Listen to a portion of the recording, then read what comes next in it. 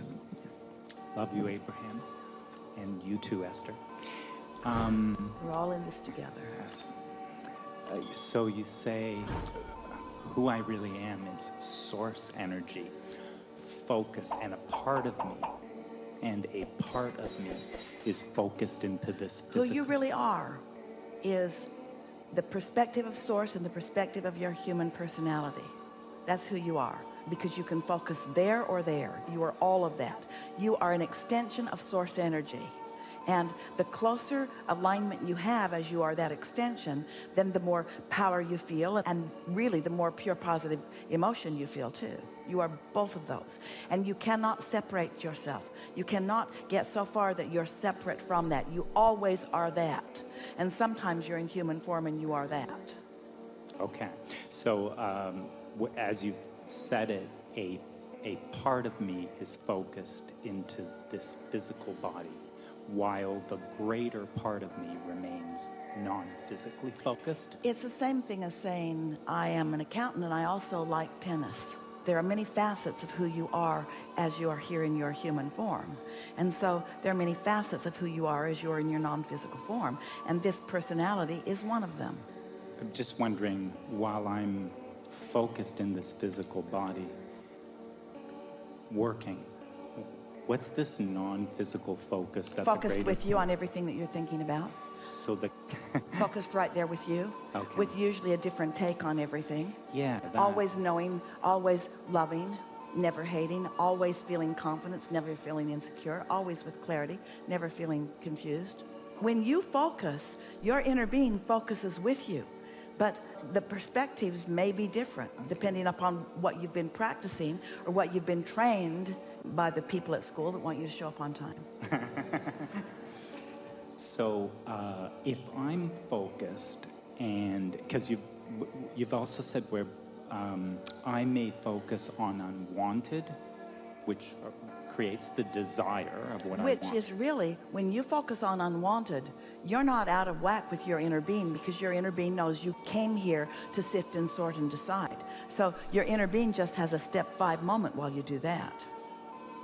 Your inner being feels great while you find new things to put into your vortex with greater clarity.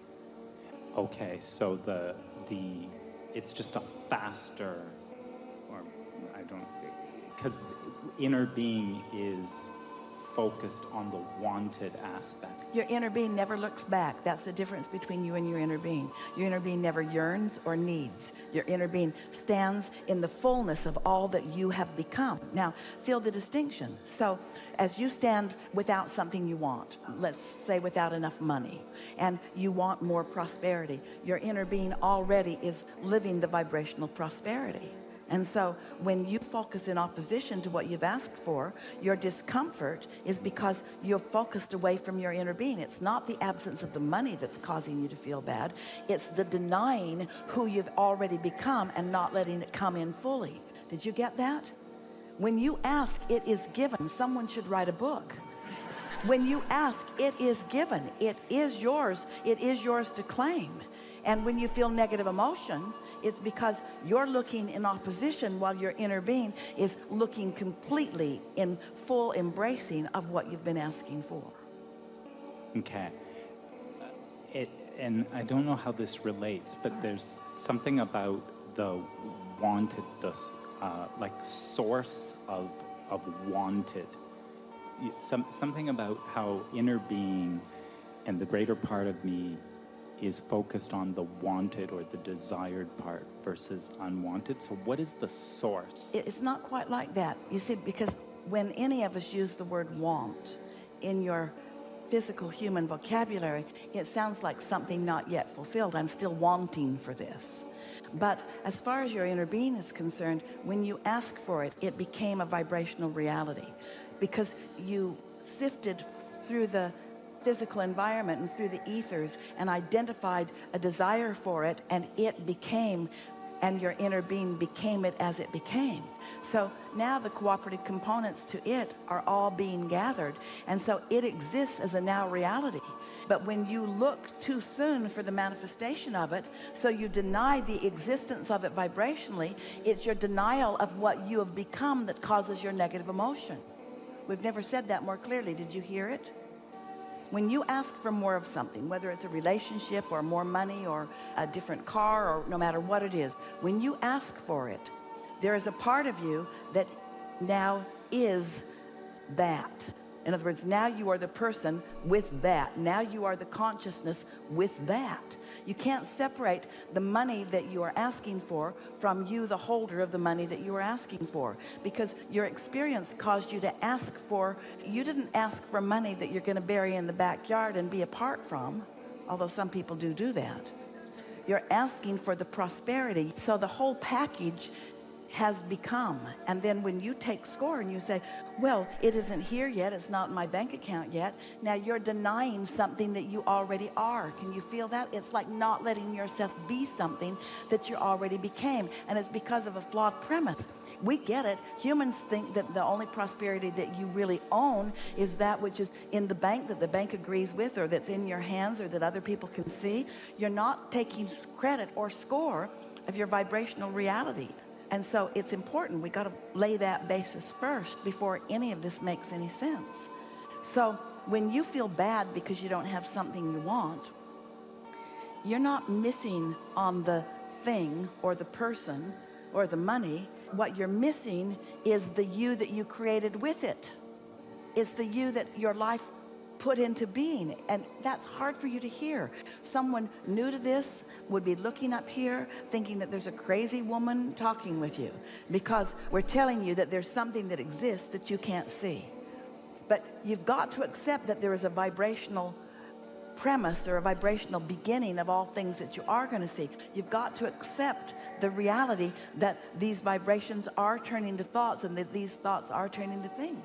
And you're up so close to it. You got here and there were things to see, and there were things to smell, and there were things to hear, even though you were feeling, because those around you weren't talking about you creating your own reality in that way.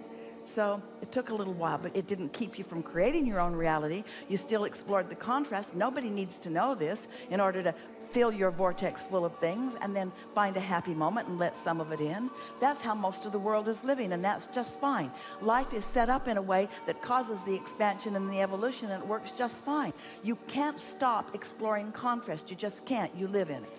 And you can't stop evaluating at all levels of your being what your preferences are. You're born to do that. And therefore you can't stop causing the universe to expand. And better said, you just can't stop your expansion. You just can't stop it. You could not understand it and not acknowledge it, but you can't stop it. So you are constantly becoming this person and this person. And the way you feel, the mood you walk around in, has to do with how conscious you are of this non-physical part of you, and how deliberate you are about choosing the thoughts that align you with it. So do you say uplifting things, or do you say downlifting things? Do you praise, or do you criticize? Do you look for trouble, or do you look for upliftment? Do you want to feel good? You have these tools that as you begin to apply them, then you begin to really feel your ability to direct your thoughts. In the beginning, as we visit with you, as you're sort of catching on to all of this, we explain it to you in the way that we did today, that contrast causes you to create things and you can't see them. But if you will accept that they are there, and then get them off your mind and don't try to make it happen, just be as happy as you can be. In those non-resistant moments, you'll get glimpses and you'll start receiving. So if you can separate step 1, which is the asking, and step 3, which is the receiving, then the receiving just gets more and more and more evident to you. And then once you really understand this, once you've got control of your own emotions, which means you want to feel good and you've got the tools to feel good, and you do feel good a good percentage of the time, then what begins to happen is you can deliberately let your mind quiet and let your mind wander, and you can start receiving thoughts about things that are in the process of becoming, and then you get to witness them becoming like you saw them in your mind's eye, and then you've got it. then you know that there is nothing outside of your ability to accomplish it. Once you show yourself that you wanted it, and that you cooled your jets, that you chilled, that you meditated yourself into non-resistant thought, and then the pleasant thought began to come, and then you began to deliberately think about those pleasant thoughts that are coming, so that now your human thought is joining the non-human thought. Your physical thought is joining the non-physical thought. And now the blending of non-physical and physical is happening, and the ecstasy and joyousness that the non-physical is feeling as you're accomplishing that. You're just romping and yodeling and yahooing and achieving and accomplishing and demonstrating. Esther says that she likes to think of herself as a pointer. She just points in the direction of things and they actualize around. That's what it's like. You just identify and don't get in the way. That's your work as creators. You're not human doers. You're beings. And if you will think of yourself as a pointer, and if you will care about how you feel when you point at whatever you point at, now you've got it. Wow.